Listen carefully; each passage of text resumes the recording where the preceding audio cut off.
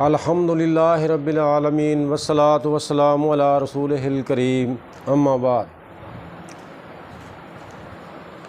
بلغوا انی ولو آیا، پیغمبر علیہ السلام نے فرمایا میری طرف سے پہنچا دو چاہے ایک آیات ہی کیوں نہ ہو۔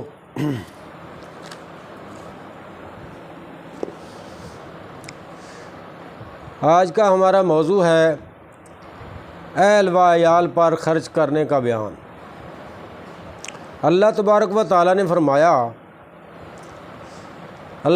فرمایا اور باپ پر جس چیز کا وہ بچہ ہے ان دودھ پلانے والیوں کا کھانا اور لباس دستور کے مطابق۔ سورہ بقرہ ہے، آیت نمبر 233۔ اور آگے فرمایا چاہیے خرچ کرے کوشش والا اپنی کوشش وسعت کے مطابق، اور جسے اس کی روزی نپی تلی ملتی ہو۔ نپی تلی سے مراد ہے کہ کم اخراجات ہوں، تھوڑی بہت ہی روزی ہو، اسے چاہیے کہ وہ اللہ کی دی ہوئی روزی میں سے اس کے موافق خرچ کرے۔ اللہ کسی نفس کو اس سے زیادہ کا مکلف ذمہ دار نہیں بناتا جتنا اس نے اسے دیا ہے۔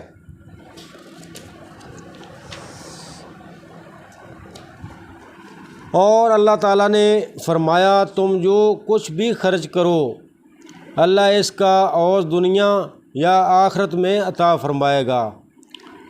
سورہ سبا، آیت نمبر 39۔ حضرت ابو ہریرہ رضی اللہ عنہ سے روایت ہے کہ رسول اللہ صلی اللہ علیہ وآلہ وسلم نے فرمایا ایک وہ دینار ہے جسے تو اللہ کے راستے جہاد میں خرچ کرے، اور ایک وہ دینار ہے جو تو کسی گردن کے آزاد کرنے پر میں خرچ کرے، اور ایک وہ دینار ہے جو تو کسی مسکین پر صدقہ کرے، اور ایک وہ دینار ہے جو تو اپنے بال بچوں پر خرچ کرے۔ ان میں سے سب سے زیادہ اجر اس دینار میں ہے جو تو اپنے بال بچوں پر خرچ کرے۔ صحیح مسلم۔ یہ ایسے شخص کا تذکرہ ہے جو صاحب نصاب نہ ہو اور قلیل آمدنی کا حامل ہو۔ اس کے لیے حکم یہ ہے کہ پہلے اپنے بال بچوں کی ضروریات اور ان کی خوراک و پوشاک پر خرچ کرے۔ اس میں اس کے لیے زیادہ اجر ہے کیونکہ اہل و عیال کا خرچ اس کے ذمے ہے اور واجب ہے، جبکہ دوسرے مقامات پر خرچ کرنا ایک نفلی عبادت ہے۔ ظاہر بات ہے کہ فرض وہ واجب کو چھوڑ کر نفلی عبادت میں ثواب، البتہ جو شخص صاحب حیثیت اور صاحب نصاب ہے اس کا معاملہ اس سے مختلف ہے۔ اس لیے زکوٰۃ کی رقم اہل و عیال پر خرچ کرنے کی بجائے دوسرے مدعوؤں پر خرچ کرنا ضروری ہے، بلکہ حسب ضرورت و اقضاء زکوٰۃ کے علاوہ بھی۔ حضرت عبداللہ اور بعض کے نزدیک ابو عبداللہ بن ثوابن بن بجاد رسول اللہ صلی اللہ علیہ وآلہ وسلم کے آزاد کردہ غلام سے روایت ہے کہ رسول اللہ صلی اللہ علیہ وآلہ وسلم نے فرمایا سب سے افضل دینار جو آدمی خرچ کرتا ہے وہ دینار ہے جسے وہ اپنے بال بچوں پر خرچ کرے، اور پھر دینار ہے جو اللہ کے راستے میں اپنی سواری پر خرچ کرے، اور تیسرے نمبر پر وہ دینار ہے جسے اللہ کے راستے میں اپنے ساتھیوں پر خرچ کرے۔ صحیح مسلم۔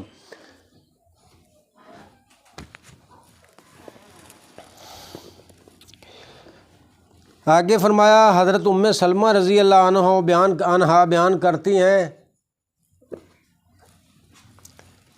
حضرت سلمہ رضی اللہ عنہا بیان کرتی ہیں کہ میں نے رسول اللہ صلی اللہ علیہ وسلم سے پوچھا کہ اگر میں ابو سلمہ اپنے پہلے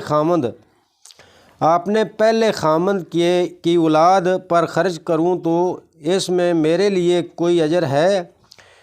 میں ان کو اس طرح تو نہیں چھوڑ سکتی کہ وہ تلاش رزق میں ادھر ادھر پھرتے پھریں، آخر وہ میری اپنی اولاد ہے۔ آپ نے ارشاد فرمایا، ہاں تو ان پر جو کچھ خرچ کرے گی اس میں تیرے لیے اجر ہے۔ بخاری مسلم۔ اولاد پر انسان اگرچہ اس فطری محبت اور شفقت کی وجہ سے خرچ کرتا ہے جو مال باپ کے دلوں میں ہوتی ہے،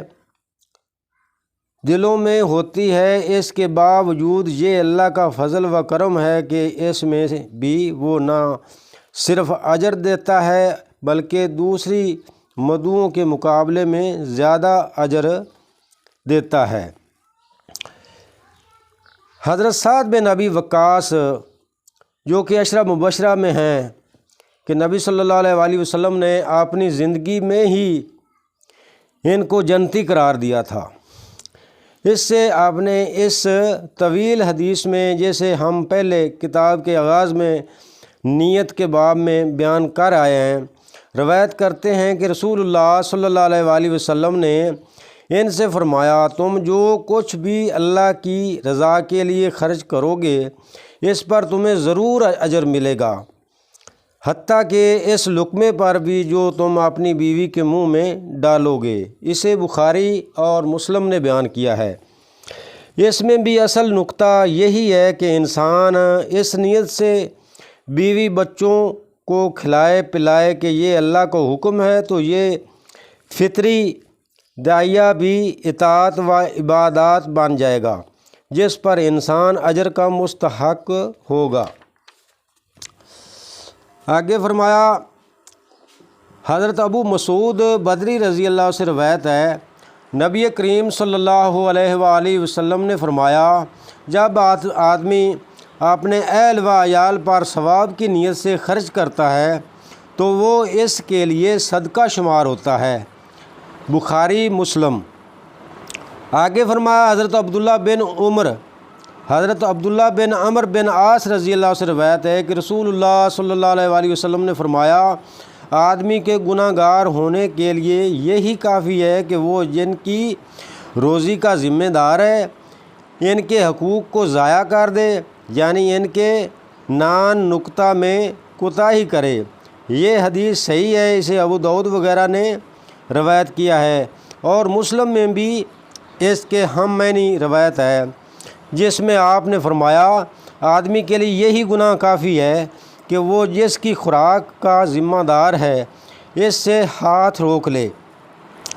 مطلب یہ ہے کہ آپ نے اہل و عیال کی کفالت سے غفلت یا اعراض اتنا بڑا گناہ ہے کہ اگر اس کے نامہ اعمال میں اس کوتاہی کے علاوہ کوئی اور گناہ نہ بھی ہو تب بھی عند الماخذ ہے، ماخذ کے لیے یہی کافی ہے۔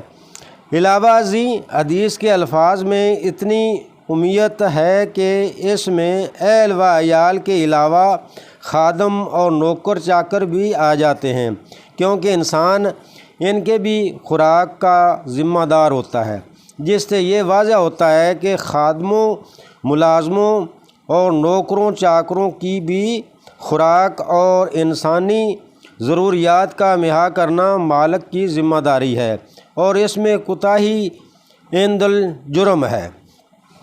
آگے فرمایا، حضرت ابو ہریرہ رضی اللہ عنہ سے روایت ہے کہ نبی کریم صلی اللہ علیہ وآلہ وسلم نے فرمایا، ہر دن جس میں بندے صبح کرتے ہیں 2 فرشتے اترتے ہیں، ان میں سے ایک کہتا ہے، اے اللہ خرچ کرنے والے کو اس کا بدلہ عطا فرما، اور دوسرا کہتا ہے، اے اللہ روک رکھنے والے کے مال کو ضائع فرما دے۔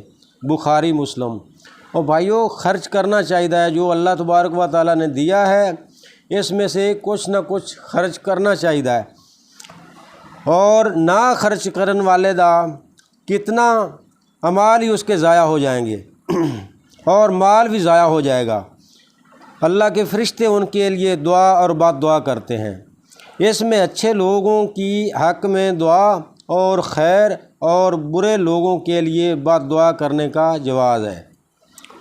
اس سے یہ بھی معلوم ہوا کہ جس طرح مخلوق پر خرچ کرنا باعث ثواب ہے، اسی طرح انفاق سے ہاتھ کھینچ لینا عذاب کا باعث ہے۔ گویا تنگ دل اور بخیل کو انسان کے علاوہ فرشتے بھی قابل نفرت سمجھتے ہیں۔